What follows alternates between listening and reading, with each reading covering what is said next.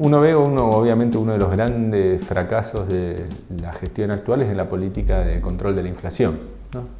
El gobierno actual partió de un pronóstico, decía el problema de la inflación en el kirchnerismo era que era un gobierno que gastaba mucho, emitía mucho, que la gente tenía mucha plata en el bolsillo porque se daba mucho aumento de salario y todo eso generaba un exceso de consumo, de gasto, que no podía ser sostenido por la producción y provocaba el alza de los precios, ¿no? Ese era el diagnóstico.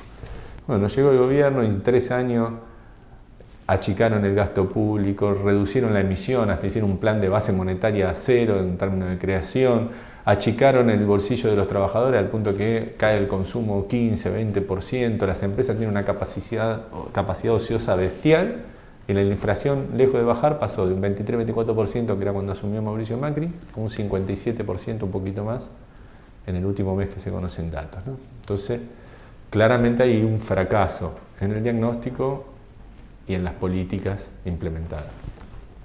Nosotros entendemos que el fracaso es porque la Argentina tiene una inflación inercial, no es por exceso de demanda monetaria, sino inercial. Están los contratos de alquileres, por ejemplo. Vos tenés un contrato de alquiler y te dice que te va a aumentar un 30% el año que viene. Ya está fijado. Después tomás un crédito, los contratos de crédito. Tenés un crédito con suerte, ponele, conseguiste 70%, con suerte, ¿no? Bueno, ponete, sos un comerciante, te aumenta 30% el alquiler, estás endeudado al 70%. Si no hay inflación, ¿qué verás? No puedes pagar el alquiler, no puedes pagar el crédito. Entonces ahí ya hay una inercia inflacionaria, que se le suma la inercia que está en las expectativas de los sindicatos cuando van a negociar paritaria, que hoy día piden un 30, un 40% pensando que van a perder, no que van a ganar. Entonces ya tenés 30 de alquiler, 30, 40 de salario, 70 de costos financieros, todo ese nivel de costos está indexado, de hecho. Entonces, cuando hay ese tipo de dinámica, las políticas ortodoxas de frenar la demanda, reducir costos, no resuelven, incluso lo pueden perjudicar, porque suben la tasa de interés y aumentan los costos financieros.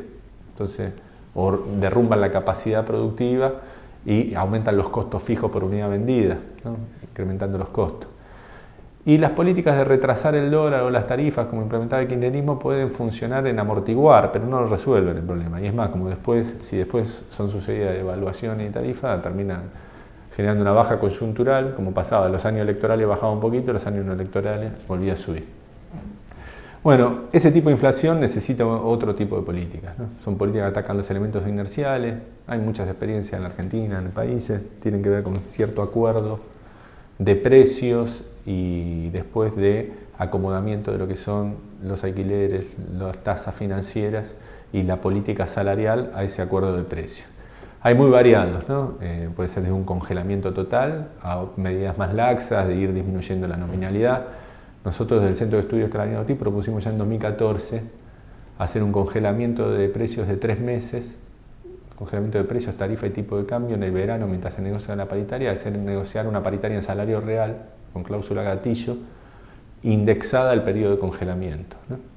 De manera a romper la inercia inflacionaria en la puja salario-precio y después controlar y regular, digamos, los alquileres y la política de crédito a que converjan a las nuevas tasas. Algo parecido se hizo en la época cuando se hizo el plan austral, que se había armado una tabla de desagio para los alquileres, para los créditos, ¿no? O sea, porque si de repente la inflación pasa de un 57% a un 8%, no podés estar endeudado al 70%, ¿no? Entonces tenés que acomodar las tasas a la nueva normalidad de los alquileres. Pero es un ejemplo, ¿no? Pero claramente tiene que atacar los temas inerciales.